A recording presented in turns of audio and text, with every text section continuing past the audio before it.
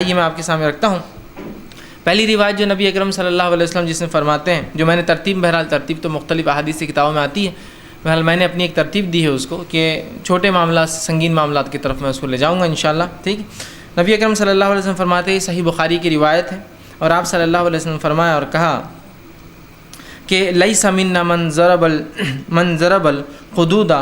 وشق الجیوب ودعا بدعا الجاہلیہ، کہ آپ صلی اللہ علیہ وسلم فرماتے ہیں اور کہتے ہیں کہ وہ ہم میں سے نہیں، ٹھیک ہے۔ عبداللہ رضی اللہ عنہ حدیث کے راوی فرماتے ہیں کہ آپ صلی اللہ علیہ وسلم فرمایا وہ شخص ہم میں سے نہیں، ٹھیک، وہ شخص ہم میں سے نہیں جو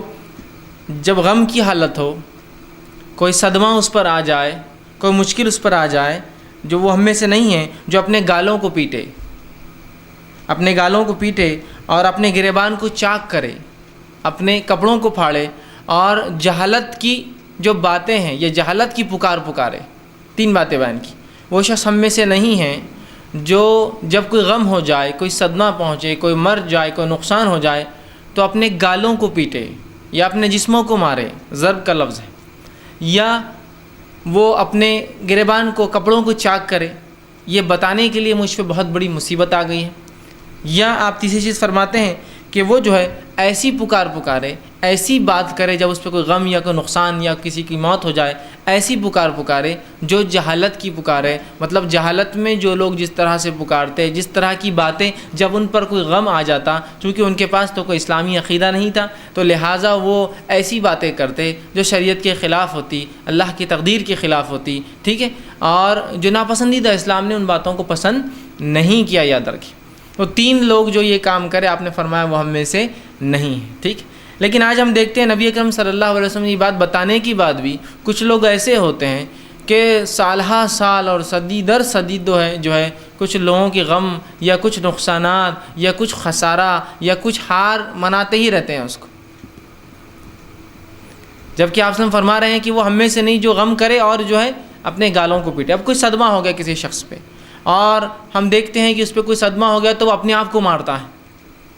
آپ دیکھتے ہوں گے اگر غم ہو جائے اور جس انسان کو شریعت کا حکم نہیں معلوم، کتاب و سنت کیا کہتے ہیں اسے علم نہیں ہے، تو دیکھیے جب کوئی نقصان ہوتا ہے وہ اپنے آپ کو مارتا ہے، سینہ پیٹتے ہیں، گالوں پر مارتے ہیں،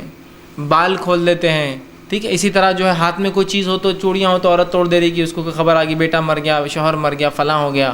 یا چیزوں کو اٹھا کر پھینک دیتے ہیں، جسموں کو نقصان پہنچا لیتے ہیں، مطلب اپنے آپ کو مار کے خون نکال دیتے ہیں، وہ ہم میں سے نہیں۔ دوسرا جو کپڑوں کو پھاڑ دے رہے غم میں، عربوں میں یہ طریقہ تھا کہ جب کوئی غم کی خبر آتی تو وہ اپنے چہرے پر مارتے، قریش میں یہ طریقہ تھا، پیٹتے، ٹھیک، اور اس کے بعد جو ہے اپنے کپڑوں کو چاک کرتے، پھاڑ دیتے تاکہ بتائے کہ کتنا ہمیں غم ہے۔ اور آپ نے فرمایا تیسری چیز ایسی پکارے جو جہالت کی پکار تھی، مطلب ایسی باتیں کرے جو دور جہالت کی باتیں تھی، ٹھیک، جیسے کہ اللہ کو کیا ہمیں ہی تکلیف پہنچانا تھی، کیا ہمارا ہی گھر ملا تھا، ٹھیک ہے، یا اللہ ہم سے محبت نہیں کرتا ہے، حالانکہ میں نے اتنی عبادت اللہ کی کہ پھر بھی اللہ نے یہ چیز مجھ سے چھین لی، ہے نا، ہوتا ہے نا، اس طرح کی باتیں لوگ بولتے ہیں، ٹھیک۔ تو یاد رکھیے یہ تو کچھ کلمات تو گناہ ہے اور کچھ کلمات تو کفر ہو جاتے ہیں، کہ اگر کوئی یہ کہے کہ اللہ کو کیا میرا ہی بیٹا ملا تھا، ہمارے ہی لوگ ملے تھے، ہے نا، تو کفریہ کلمات۔ یا کچھ نقصان ہو جائے تو لوگ کہتے ہیں ہمارا ہی گھر ملا تھا کہ یار پڑوسی تو اتنے امیر تھے نا، ان کا نقصان ہو جاتا تو کیا ہوا، تو گویا آپ اس سے حسد رکھتے ہیں، تو یہ تو گناہ ہے۔ لیکن اگر آپ یہ کہیں کیا میرا ہی گھر ملا تھا، اللہ کو کیا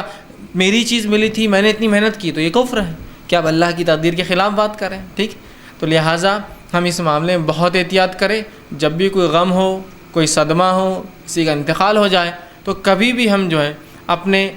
چہروں کو نہ مارے، کپڑوں کو چاک نہ کریں۔ اسلام نے غم کا طریقہ بتا دیا۔ نبی اکرم صلی اللہ علیہ وسلم کو اپنے ایک جو ہے بیٹی کے جو ہے آپ کے جو ہے نواسے تھے، ان کے انتقال کی خبر ملی تو نبی اکرم صلی اللہ علیہ وسلم رو رہے تھے، بس اتنا آپ نے کیا،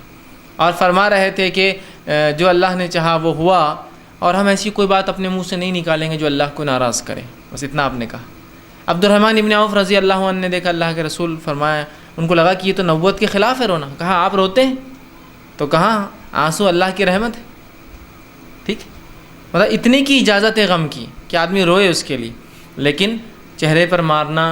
کپڑوں کو چاک کرنا یا یہ کہنا ہمارا ہی گھر ملا تھا، ہمارے ہی لوگ ملے تھے، ہمارا ہی خاندان ملا تھا، ہماری بستی ملی تھی، ہم ہی ملے تھے، کیا ہمارا ہی مال تھا، کیا میری ہی گاڑی ہوتا ہے نا بہت سے لوگ کچھ بھی نقصانات پہ اس طرح کی باتیں کرتے ہیں. ہرگز یہ جائز نہیں ہے. خاموشی اختیار کر لیجئے. آنسو بہا دینا کچھ یہ شریعت کے خلاف نہیں ہے، یہ غم کا طریقہ ہے. 3 دن انسان کو انتقال کر جائے تو غم کرے، کوئی چیز نقصان ہو جاتا آئندہ ایسے کام کو کرنے کی کوشش نہ کرے، اور یہ بات کو سمجھے کہ یہ تقدیر تھی میری، یہ ہونا لکھا تھا، ابھی نہیں. ہماری اس کائنات کی وجود میں آنے سے 50,000 سال پہلے اللہ نے ہر وہ چیز لکھ دی تھی جو ہونا تھی. صحیح مسلم کی روایت. ٹھیک ہے، تو یہ ہونا تھا.